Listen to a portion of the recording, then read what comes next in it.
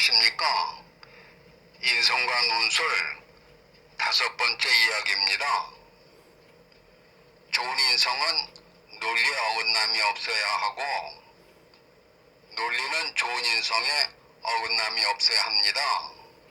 그래서 인성을 바르게 키우고 논술의 논리를 함께 일깨우는 이야기를 시작하겠습니다.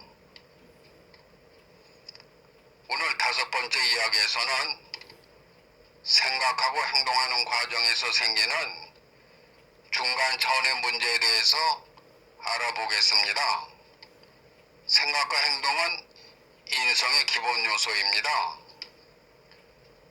아가시와 노파 이야기로 시작하겠습니다. 아가시와 노파.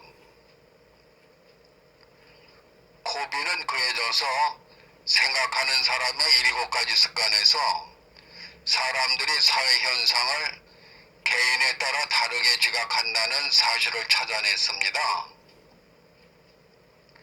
그는 개인이 갖고 있는 편향적 패러다임에 서로 다르게 영향을 미치고 있기 때문이라고 해석했습니다.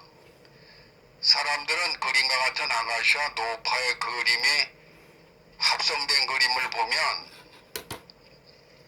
아가시로만 보거나 노파로 보는 2가지 사람들로 나뉘었습니다. 코비는 이들이 그림 속의 인물을 아가시로 보거나 노파로 보는 현상을 분석해서 그의 패러다임을 정립하였습니다. 코비는 우선 대학생들을 2팀으로 나누고 한 팀에게는 아가시에 대한 이야기를 여러 가지 들려주었습니다. 다른 한 팀에게는 노파에 대한 이야기를 여러 가지 들려주었습니다. 그 후에 이 그림을 각 팀에게 보여주었습니다. 그 결과 아가시에 대해 이야기를 들은 팀원들은 그림 속의 인물을 아가시로 인식하였고 노파에 대해 이야기를 들은 팀원들은 그림 속의 인물을 노파로 인식하는 경향을 보였습니다. 그는 이 실험을 통해서 사람들은 기억 속의 영상과 비슷하게 사물을 인식하는 경향이 있다고 해석했습니다. 우리가 사회 현상을 보면서 자신의 기억 속에서 비슷한 인식을 찾아 판단하는 경향이 있습니다. 코비는 이러한 현상에서와 같이 아가시 부분만을 형상화하거나 노파의 부분만을 형상화하는 서로 다른 시각을 패러다임이라고 했습니다. 아가시와 노파 이야기는 중간 차원의 문제를 설명해주는 좋은 사례입니다. 지식도 부족하고 보고 듣는 행동에도 한계가 있기 때문에 생기는 문제입니다. 문제 해결을 위해서 심사숙고하여 해결 방법을 결정하더라도 능력의 한계가 있으면 해결 방법이 미흡하기 쉽습니다. 능력의 한계는 지식과 정보의 부족뿐만 아니라 문제를 보는 시각의 차이에서도 옵니다.